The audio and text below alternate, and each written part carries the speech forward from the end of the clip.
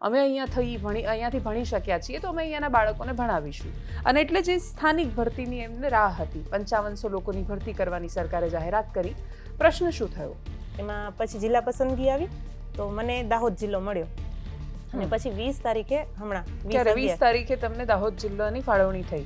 ના, 20 તારીખે સ્કૂલ પસંદગી માટે દાહોદ ગયા અમે. એટલે અમારો મેરિટ નંબર પાછળ છે તો ઓબ્વિયસલી અમે તો જિલ્લો સિલેક્ટ કરશું બીજો, કેમ કે મને નોકરી જોઈએ છે સરકારી. તો જ્યાં સુધી મને કચ્છનું નથી મળતું એવી રીતે તો હું દાહોદ તો કરીશ, તો મેં કર્યો.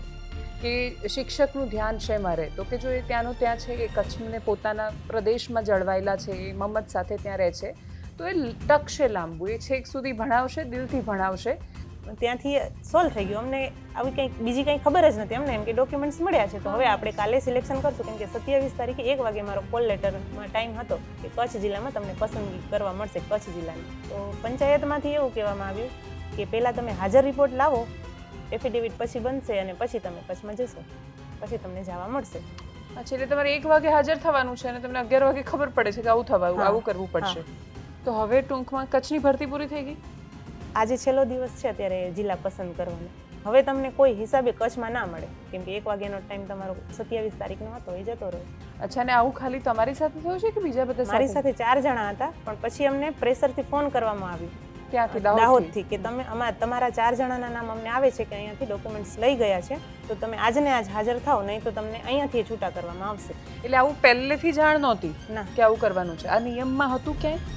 એ હશે, પણ તોય હજી અમને તો ખ્યાલ જ નથી કે સેમ કેડરમાં જવા માટે એ લોકો હવે એમ કહે છે કે આવા પરિપત્રો છે, તો મને તો ખ્યાલ નથી જ. અને તમને તો નહોતી ખબર, પણ ત્યાં ડીઈઓને નહોતી ખબર? એમને પણ નથી ખબર. આપણે જે ઉદ્દેશ્યો સાથે ભરતી લાવીએ છીએ એમાં નિયમ મોટો કે પછી એ નિયમની આંટીઘૂંટીમાં અટવાયેલા માણસને બહાર કાઢીને એક આખી શાળાનું ભવિષ્ય બતાવવું અથવા બચાવવું મોટું? એનો જવાબ અપેક્ષા રાખીએ કે આ બધા જ અધિકારીઓ જે પેલા નિયમને પરિપત્રોની વાત કરે છે એ કદાચ બહુ જ પ્રેક્ટિકલી આનું સોલ્યુશન વિચારીને એમને મદદ કરી શકે.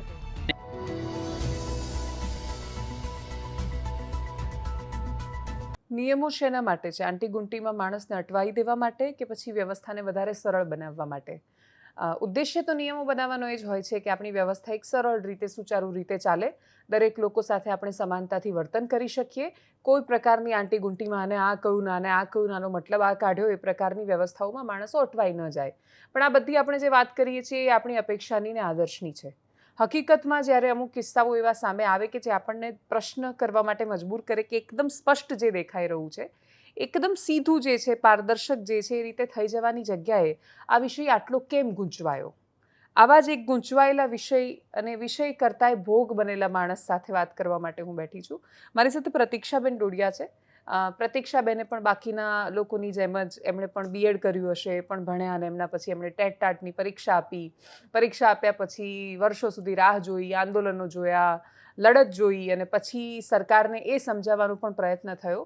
બહુ જ બધા લોકો એમાં માધ્યમ બન્યા. જમાવટ પણ જે તે સમયમાં માધ્યમ બન્યું કે જેમાં કચ્છની પરિસ્થિતિ પણ બતાવી અને એ સમજાવવાનો પ્રયત્ન કર્યો કે આપણે એવું કહીએ છીએ કે ગુજરાતમાં કક્કાનો ક કચ્છથી શરૂ થાય છે, તો એ શિક્ષણથી કેમ વંચિત છે? સરકારે કહ્યું કે અમે તો સ્થાનિક ભરતી લાવવાના છીએ. એમણે જાહેરાત કરી, એ જાહેરાતને બધાએ વધાવી. કચ્છના જે લોકો છે એને પોતાના પ્રદેશ માટે મમત હોય બહુ સ્વાભાવિક છે. એવું માને કે અમે અહીંયા ઉછર્યા, અમે અહીંયાની ભાષા જાણીએ છીએ, અમે અહીંયાથી ભણી શક્યા છીએ, તો અમે અહીંયાના બાળકોને ભણાવીશું.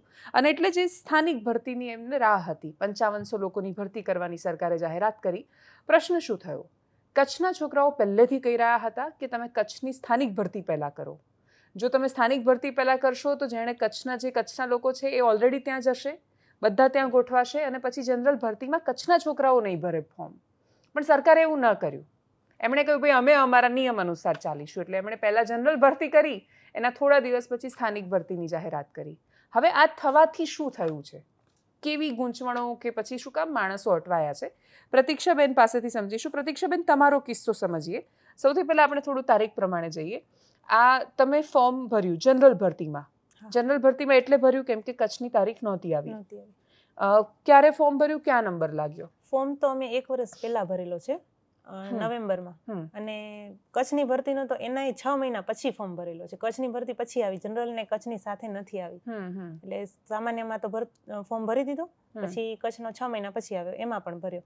પછી કાંઈ આવ્યું નહોતું, ના મેરિટ કે કાંઈ જ જાતનું. જનરલનું એને આવ્યું વર્ષ સુધી અને પછી કચ્છનું એને આવ્યું. પછી આમાં એ વચ્ચે વચ્ચે થયું હતું કે પેલા સામાન્ય ભરતીનું આવ્યું, એમાં જ્ઞાન સહાયક સાથે MSc વાળા પણ જોડાઈ ગયા, એના માટે પણ આંદોલનો થયા, એના માટે કેસ થયો, એટલે વચ્ચે એ સમય પાછું અટવાયું. હા પાછું અટવાયું. એની વચ્ચે કચ્છનું તો સાવ બેક જ છે કે કાંઈ જ નથી. કચ્છમાં ક્યાંથી છો તમે? અબડાસાથી. અબડાસાથી છો. એના પછી કેસ થયો એટલે અટકાઈ ગયું. એમાંય થોડાક 800 જણાને આપી દીધો જિલ્લા પસંદગી. પછી કેસ થયો, એના પછી પણ 20 થી 25 દિવસનો સમય ગયો. પછી એવું આવ્યું કે જેલ વેરિફિકેશન થશે, સમિતિ બનાવી, એ રીતે કરીને જ્ઞાન સહાયકને કાઢી નાખ્યા અને પછી સામાન્ય ભરતી પાછી ચાલુ કરી. એમાં પછી જિલ્લા પસંદગી આવી તો મને દાહોદ જિલ્લો મળ્યો. અને પછી 20 તારીખે હમણાં 20 તારીખે તમને દાહોદ જિલ્લાની ફાળવણી થઈ? હા ના, 20 તારીખે સ્કૂલ પસંદગી માટે દાહોદ ગયા અમે. દાહોદથી પછી અમે તરત રિટર્ન આવી ગયા હતા, કેમ કે કચ્છની ભરતીનું આવવાનું જ હતું. એટલે ત્યાં સુધી આવ્યું નહોતું? ના, કચ્છની ભરતીનું કંઈ આવ્યું નહોતું. મેરિટ નહોતું આવ્યું. 18 તારીખે PML આવી ગયું હતું ખાલી. તો પ્રોવિઝનલ મેરિટ લિસ્ટ. અને એમાં હજી જ્ઞાન સહાયક એમાંથી નતા કાઢ્યા. ત્યાંથી જે સામાન્ય ભરતી હતી ને એનામાંથી પેલી એપ્લિકેશન ઓપન કરી હતી કે જેને માર્ક્સ દૂર કરવા છે એ કરી શકે છે, પણ આમાં નતા કર્યા. એટલે અમારો મેરિટ નંબર પાછળ છે તો ઓબ્વિયસલી અમે તો જિલ્લો સિલેક્ટ કરશું બીજો, કેમ કે મને નોકરી જોઈએ છે સરકારી. તો જ્યાં સુધી મને કચ્છનું નથી મળતું એવી રીતે તો હું દાહોદ તો કરીશ, તો મેં કર્યો. પછી PML પછી કાંઈ આવ્યું નહીં. દાહોદ અમે કરીને આવ્યા, પણ PML આવ્યું એટલે ખ્યાલ હતો કે થોડાક સમયમાં રાહ જોઈએ. તો રાહ જોઈ અમે, અને 26 તારીખ સુધી અમે હાજર ન થયા. ઓકે. એટલે તમને એવું હતું કે હવે આ પ્રોવિઝનલ લિસ્ટ આવ્યું છે તો કદાચ આવી પણ જાય કચ્છનું, એટલે તમે હાજર ન થયા. હવે કેટલો સમય મળે તમને હાજર ન થવા માટે? 7 દિવસનો મળે. 21 થી 27 તારીખનો અમારા નિમણૂક હુકમમાં લખેલો હતો કે છેલ્લા 7 દિવસમાં હાજર થવાનું. હા, એટલે જો કચ્છનું મેરિટ લિસ્ટ ન આવે તો તમે 7મા દિવસે 8મા દિવસે ત્યાં હાજર થઈ જાઓ. ઓકે. પછી કચ્છનું આવ્યું? હા, 24 તારીખે રાત્રે 12:30 વાગે આવ્યો કોલ લેટર. 24 તારીખે આવ્યો. અમે તો પાછા કચ્છ જ જતા રહ્યા હતા. 20 તારીખે જ્યારે સ્કૂલ સિલેક્શન કરીને, એટલે ડોક્યુમેન્ટ્સ અમારા દાહોદ જિલ્લા પંચાયતમાં જમા થઈ ગયા. BRC માં સ્કૂલ સિલેક્શન હતું અને પંચાયતમાં એ લોકોએ મોકલી દીધા. 24 તારીખે આવ્યું એટલે 25 તારીખે અમે નીકળી ગયા અહીંયા દાહોદ આવવા માટે. 26 તારીખે સવારે પહોંચ્યા, કેમ કે રસ્તો 13 કલાકનો છે. સવારે પહોંચ્યા, ડાયરેક્ટ ગયા જિલ્લા પંચાયતમાં ડોક્યુમેન્ટ્સ લેવા માટે, કેમ કે હાજર અમે નથી થયા તો ડાયરેક્ટ ડોક્યુમેન્ટ મળી રહે ને અમને. તો પંચાયતમાંથી એવું કહેવામાં આવ્યું કે પહેલાં તમે હાજર રિપોર્ટ લાવો, એફિડેવિટ પછી બનશે અને પછી તમે કચ્છમાં જશો, પછી તમને જવા મળશે. આવું કોણે કહ્યું તમને? DPO હતા, અને એની સાથે એક લોહાણા સર કરીને પણ છે અંદર, એ હતા. એ લોકોએ અમને કીધું કે પહેલાં હાજર રિપોર્ટ આપો અને એફિડેવિટમાં હાજર રિપોર્ટ તમારો જોશે, અને પછી તમે એમાં એવું લખશો કે જો તમને કચ્છમાં નોકરી મળે છે તો તમે અહીંયાથી હક જતો કરો છો, અને નથી મળતો તો તમે 10 દિવસમાં પાછા ડોક્યુમેન્ટ્સ જમા કરાવીને અહીંયાની નોકરી ચાલુ રાખશો, એ રીતનું. અને જો કચ્છમાં નોકરી થશે તો તમને 5 થી 7 હજાર રૂપિયા ભરવા પડશે, એનાથી વધારે કંઈ ભરવા નહીં પડે. એ રીતની માહિતી અમને જિલ્લા પંચાયત દાહોદમાંથી મળી. વર્બલ એટલે વાતચીતમાં માહિતી આપી. વાતચીતમાં, હા. અને પછી તમને કહ્યું કે તમે એફિડેવિટ કરી આપો, સોગંદનામું કરી આપો. એટલે તમે સેમ ડે 26 તારીખે ત્યાં સોગંદનામું કરીને આપ્યું. પેલા સ્કૂલમાં હાજર રિપોર્ટ લેવા ગયા, કેમ કે હાજર થયા નતા તો રિપોર્ટ જ ના હોય ને. એટલે તમે સ્કૂલમાં ગયા નહોતા કોઈ દિવસ? દાહોદની કઈ સ્કૂલ મળી હતી? કઠલા પ્રાથમિક શાળા. ઓકે. દાહોદથી 15 થી 20 કિલોમીટર દૂર છે. પેલા અમે જિલ્લા પંચાયતમાંથી કઠલા ગયા, ત્યાં હાજર રિપોર્ટ લીધો. થવું નતું પણ તોય થયા, કેમ કે હાજર રિપોર્ટ એફિડેવિટમાં જોતો હતો અમને ઓરિજિનલ ડોક્યુમેન્ટ્સ માટે. પછી ત્યાંથી મામલતદારમાં એફિડેવિટ કરાવી. એફિડેવિટ કરાવીને જિલ્લા પંચાયતમાં જમા કરી. સેમ ડે 26 તારીખે આ બધું દોડી લીધું તમે અને મળી ગયું બધું? હા. ઓકે. પછી જમા કરાવીને અમને ડોક્યુમેન્ટ્સ તો આપી દીધા. ત્યાંથી સોલ્વ થઈ ગયું. અમને આવી કંઈક બીજી કંઈ ખબર જ નથી. અમને એમ કે ડોક્યુમેન્ટ્સ મળ્યા છે તો હવે આપણે કાલે સિલેક્શન કરશું, કેમ કે 27 તારીખે 1 વાગે મારો કોલ લેટરમાં ટાઈમ હતો કે કચ્છ જિલ્લામાં તમને પસંદગી કરવા મળશે, કચ્છ જિલ્લાની. અમે 11 વાગે પહોંચી ગયા થોડાક, કે શું સિચ્યુએશન છે આપણે જોઈએ. 11 વાગે ગયા, ત્યાંથી બોલવા માંડ્યા કે જે લોકો સામાન્ય ભરતીમાં હાજર થયા છે કે નથી થયા, હાજર રિપોર્ટ હોય, જો હાજર થયા હશો તો ગઈકાલની તારીખમાં તમારો બોન્ડ જોશે, ગઈકાલની તારીખમાં તમારો રાજીનામું જોશે. હવે એ પોસિબલ કઈ રીતે થાય? હવે હું 27 તારીખે તો અહીંયા છું જિલ્લા પસંદગી માટે, તો 26 તારીખનું હું રાજીનામું કેવી રીતે લાવું? કેમ કે હું તો હાજર થવા નથી માંગતી, તોય હાજર તો 26 તારીખે થઈ, તો પાછું રાજીનામું ક્યાંથી લાવું 26 તારીખનું? અને 26 તારીખનું બોન્ડ ક્યાંથી લાવું? બોન્ડ કેટલો ભરવાનો હોય? 3 લાખ. 3 લાખ રૂપિયા ભરવાના? હા. ઓહો. કદાચ હું ભરવા પણ રેડી થઉં, પણ એ ગઈકાલનું હું કેવી રીતે કરું? ગઈકાલનું હું એટલે આવું પહેલેથી જાણ નહોતી ના કે આવું કરવાનું છે? આ નિયમમાં હતું ક્યાંય? એ હશે પણ તોય હજી અમને તો ખ્યાલ જ નથી કે સેમ કેડરમાં જવા માટે એ લોકો હવે એમ કહે છે કે આવા પરિપત્રો છે, તો મને તો ખ્યાલ નથી જ આવ્યો. અને તમને તો નહોતી ખબર, પણ ત્યાં ડીઈઓ ને નહોતી ના, ખબર? એમને પણ નથી ખબર. અચ્છા. એટલે તો ઓરિજિનલ ડોક્યુમેન્ટ્સ મને મારી પાસે જ છે અત્યારે, મને આપી દીધા છે. અને એ એમ કહે છે કે રાજીનામા વગર ડોક્યુમેન્ટ્સ ના મળે, તો મારી પાસે તો છે. અચ્છા, એમનું એવું કેવું છે કે તમે રાજીનામું ન આપ્યું હોય તો તમને હા, ડોક્યુમેન્ટ્સ પાછા ડોક્યુમેન્ટ્સ ના ન મળે. મળે અને બોન્ડ પણ ભરવો જોઈએ. બોન્ડ ન ભરો ત્યાં સુધી એ ન મળે. તમે સેમ કેડરમાં આવો છો એટલે તો અહીંયાથી એવું તમને કહે કેમ છે. આપી દીધા તો હા, પછી? એ મારી સાથે બીજા 4 લોકો હતા. બધાને આપી દીધા બધાને આપી જિલ્લામાં? દીધા. એટલે ટૂંકમાં જિલ્લાના પ્રાથમિક શિક્ષણ અધિકારી અને રાજ્યની શિક્ષણ નિયામકની કચેરી, એ બંનેની વચ્ચેનું મિસકમ્યુનિકેશન છે. મિસકમ્યુનિકેશન. તો એના પછી તમે એમને અહીંયા સમજાવવાનો ટ્રાય અમે કર્યો કે કીધું. તમારી ભૂલ નથી? હા, અમે કીધું કે અમારી અહીંયા ભૂલ કોની નથી. સાથે વાત કરી ગાંધીનગરમાં? પહેલા તો કોની સાથે કરી ઇનફેક્ટ? પહેલા તો સમિતિમાં જ પહેલા જ દિવસે ગયા તો એમણે કીધું તમે હાજર થઈ ગયા છો તો કાંઈ થશે નહીં. 27 તારીખે? હા, 27 તારીખે સેમ ડે જ અમે 12 વાગ્યાની આજુબાજુ 11 વાગે પહોંચ્યા ત્યારે આવી માહિતી મળી કે હવે નહીં થાય તો પછી અંદર પહેલા રજૂઆત કરવા ગયા, કેમ કે 1 વાગ્યાનો સમય હાજર ન હતો. તો પહેલા રજૂઆત કરીએ તો અમને બેસવા દે. તો વ્યાસ સર હતા, પછી એક પ્રદીપભાઈ કરીને હતા. તો એમણે કીધું કે આમાં કે કાંઈ થાય જ નહીં, નિયમ છે તો નિયમ વિરુદ્ધ અમે નહીં જઈ શકીએ, તમે ગઈકાલનું લાવી દો તો થાય. તો અમે એમ પણ કીધું કે સર 4 કલાકનો તો દાહોદનો રસ્તો છે, હું આજને આજે જાઉં તોય પાછી કેમ આવું? જાઉં છું ને આવું છું તો 4 ને 4 8 કલાક તો મારા જાય. અને એ લોકો હાજર હોય, એ લોકો મને રિપોર્ટ આપે, લઈને આવું, બોન્ડ ભરું, સમય જશે તો તમે મને સમય આપો. તો એ કે તમને 1 વાગે હાજર થવાનું છે, જો તમે ન થાવ તો પછી કે તમારી સીટ જતી રહે. અચ્છા, એટલે તમારે 1 વાગે હાજર થવાનું છે અને તમને 11 વાગે ખબર પડે છે કે આવું થવાનું, આવું કરવું પડશે. ઓકે. એ કે તમારે હાજર થવાનું જ નહોતું. તો અમે એમ પણ કીધું કે અમે નહોતા થવા માંગતા, એફિડેવિટમાં એ લોકોને જોઈએ છે એટલે અમે કરીને આપ્યું. તો કે હવે એ એમની ભૂલ છે ને તમારી ભૂલ છે તો અમે કાંઈ ના કરી પણ એવું શકીએ. નહીં, તમે હાજર ન થાવ જેમ કે, અથવા તમે એમને એફિડેવિટ ના આપો તો એ તમને ડોક્યુમેન્ટ્સ તો પાછા આપવાના નથી ઓરિજિનલ? હા, ના આપે ને. તો એ તો અમે કીધું કે અમે જો અમારી પાસે ઓરિજિનલ ડોક્યુમેન્ટ્સ છે, ના આપ્યા હોય તો બરાબર છે ને, પ્રૂફ છે અમારી પાસે, આ રહ્યા ઓરિજિનલ બધા, અમે એફિડેવિટ કરાવી છે એની પ્રૂફ છે, અમને હેન્ડ રિટન લખાવ્યું છે કે નહીં મળે તો પાછા આવશો. તો હવે રાજીનામું કઈ રીતનું આપીએ? રાજીનામાની ત્યાં તો કોઈ વાત જ નથી થઈ. તમે 3 લાખનો બોન્ડ કહો છો, ત્યાં તો 5 થી 7 હજાર ભરવાની વાત થઈ હતી. તો કે એમની ખબર, એ લોકોની ભૂલ છે, એમની મિસ્ટેક છે, એમને ખ્યાલ નહીં હોય. એટલે અધિકારી જે ટીપીઓ કે ડીપીઓ છે એ અધિકારી જ કહેવાય એક ટાઈપના. તો એને ખ્યાલ ના હોય તો મને તો હજી, હું તો આવું છું ને, હજી મેં તો ટેટ પાસ કરી છે તો એનો સિલેબસ વાંચ્યો. મેં કાંઈ આટલા બધા પરિપત્રો તો આપણે ના વાંચ્યા હોય. અચ્છા, ને આવું ખાલી તમારી સાથે થયું છે કે બીજા બધા? મારી સાથે 4 જણા હતા, પણ પછી અમને પ્રેશરથી ફોન કરવામાં આવ્યો ત્યાંથી, દાહોદથી, કે તમારા 4 જણાના નામ અમને આવે છે કે અહીંયાથી ડોક્યુમેન્ટ્સ લઈ ગયા છે, તો તમે આજને આજ હાજર થાવ, નહીં તો તમને અહીંયાથી છૂટા કરવામાં આવશે. તો 3 જણા તો ત્યાં જતા રહ્યા. હું એક છું કે જે હજી સુધી અહીંયા છું.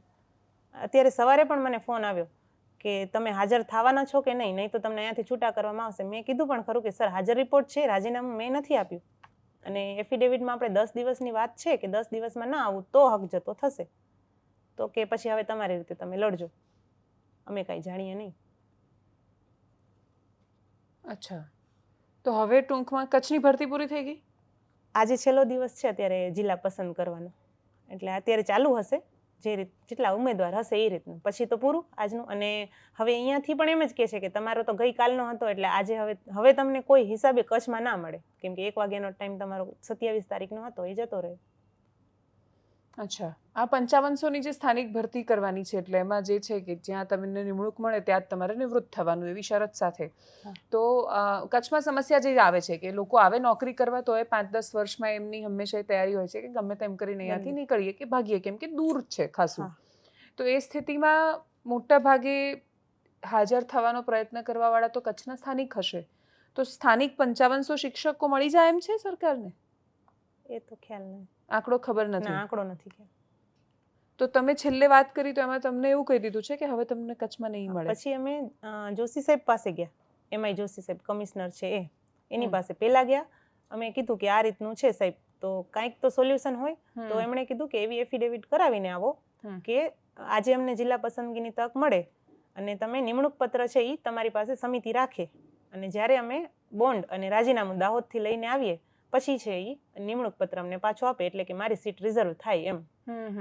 તો અમે તરત જ નીકળી ગયા, કેમ કે પછી સમય નતો, 1 વાગવા જ આવ્યા હતા. તો તરત અમે હાઈકોર્ટમાં ગયા, આપણે ગુજરાતની છે ને, હા, હા. ત્યાં નોટરી કરાવી, સોગંદનામું કરાવ્યું. ત્યાં જઈને પાછા એમણે કીધું હતું કે અમારી સામે એમણે ગૌરંગભાઈ વ્યાસ છે એમને ફોન પણ કર્યો કે આ રીતના કચ્છના જેટલા ઉમેદવાર હોય એને એફિડેવિટ કરાવીને આપજો. તો અમને થયું કે હવે થઈ ગયું, કમ્પ્લીટ છે. અમે ગયા સાહેબ પાસે, પાછા સમિતિવાળા પાસે. તો ગૌરંગભાઈએ ના પાડી દીધી કે આ રીતનું ના થાય, કે જોશી સાહેબની મિસ્ટેક થઈ છે, કે મેં એમની ક્લિયર કરાવી દીધું છે. તો મેં કીધું સાહેબ હવે અમે તો કીધું પણ ખરું કે તો અમે પાછા જોશી સાહેબને મળી આવીએ, અમે વાત કરી આવીએ છીએ. તો કે ભલે, કે મળી આવું, કે હવે આનું થશે જ નહીં, કે તમે રાજીનામું ગઈકાલની ડેટનું આપો તો મળે. પણ એ તો તમે આજે ગઈકાલની ડેટનું કેવી રીતે એ તો આપવાના કે છો? તો મેં કીધું કે સાહેબ નહીં જ મળે ને ગઈકાલનું. તો કે તો બસ, કે તો તમે કચ્છને ભૂલી જાઓ. એમ જ કહે છે સીધું, કે તમને કચ્છમાં હવે કોઈ હિસાબે મળશે નહીં. એટલે શિક્ષકની જરૂર દાહોદને પણ છે જેટલી કચ્છને છે. પ્રોબ્લેમ શું છે કે આપણે સ્થાનિક ભરતીનો કન્સેપ્ટ જ એટલે લઈને આવ્યા કે કચ્છના શિક્ષકો જો કચ્છમાં નોકરી કરવાની, એટલે બે નબળાસાના છે. અને જો એ કચ્છમાં નોકરીની શરૂઆત કરે તો અંગત અને વ્યવસાયિક આ બે જે કારણોનો એકબીજા સાથે સંઘર્ષ થાય છે, કે જેમાં અગેન વાત જ એ આવે છે કે શિક્ષકનું ધ્યાન શેમાં રહે, તો કે જો એ ત્યાંનું ત્યાં છે, એ કચ્છને પોતાના પ્રદેશમાં જળવાયેલા છે, એ મમત સાથે ત્યાં રહે છે, તો એ ટકશે લાંબુ, એ છેક સુધી ભણાવશે, દિલથી ભણાવશે. દર શનિ રવિમાં એમને ક્યાંક ભાગી જવાની ઉતાવળ નહીં હોય. એટલે એમને એ ઉદાહરણ તરીકે દાહોદમાં નોકરી લઈ પણ લે છે અને એ કરવા પણ માંડે છે. તો પણ દાહોદના વિદ્યાર્થીઓની ને આનાથી કેટલો ફાયદો થશે? 10 વર્ષ પછી કે 15 વર્ષ પછી હું એવું માનું છું કે પ્રતીક્ષાબેન પ્રયત્ન તો કરશે દાહોદથી ભાગવાનો. જે રીતે કચ્છમાં જે શિક્ષકો દાહોદથી ગયેલા હશે એ પ્રયત્ન કરશે કે અમે ભાગીને આ બાજુ આવી જઈએ. એટલે આનું સોલ્યુશન તો સ્થાનિક ભરતી છે. હવે એમાં જો નિયમોની આંટીઘૂંટીમાં આ રીતે એમને અટવાવી દેવામાં આવે છે, એટલે એમની પાસે જો આ સમાચાર પછી પણ અને જો આ રજૂઆતો પછી પણ એમને નથી મળતો ન્યાય, અથવા એમને એ સ્પેસ નથી મળતી, કે કદાચ ભૂલ કોઈનાથી પણ થઈ, આપણે એવું માની લઈએ કે પ્રતીક્ષાબેનથી પોતાનાથી ભૂલ થઈ, તો પણ એને સુધારીને જો એક લાંબા ગાળા માટે એક આખી શાળાનું ભવિષ્ય નથી જોતા, અને તો એમની પાસે રસ્તો નથી રહેવાનો. એ કદાચ કાલે દાહોદ હાજર પણ થઈ જશે જો એમને આ રીતે જવાબ નહીં મળે તો, કેમ કે નોકરી મહત્વની છે. પણ આપણે જે ઉદ્દેશ્યો સાથે ભરતી લાવીએ છીએ એમાં નિયમ મોટો, કે પછી એ નિયમની આંટીઘૂંટીમાં અટવાયેલા માણસને બહાર કાઢીને એક આખી શાળાનું ભવિષ્ય બતાવવું અથવા બચાવવું મોટું? એનો જવાબ અપેક્ષા રાખીએ કે આ બધા જ અધિકારીઓ જે પેલા નિયમને પરિપત્રોની વાત કરે છે એ કદાચ બહુ જ પ્રેક્ટિકલી આનું સોલ્યુશન વિચારીને એમને મદદ કરી શકે એવી અપેક્ષા. બાકી તો ઈશ્વર ઈચ્છા બલી હસી, આપણે ત્યાં તો ઈશ્વર ઈચ્છા કરતા અધિકારીઓની ઈચ્છા બલી હસી. અપેક્ષા રાખીએ કે એમની ઈચ્છા શક્તિમાં કચ્છ અને દાહોદ બંનેના બાળકોનું ભવિષ્ય એ લોકો જોઈ શકે. પ્રતીક્ષાબેનનું ભવિષ્ય તો અહીંયા નહીં તો અહીંયા ક્યાંક તો થઈ જ જવાનું છે બધું, પણ બાળકોનું ભવિષ્ય છે એ એમના હાથમાં છે. નમસ્કાર.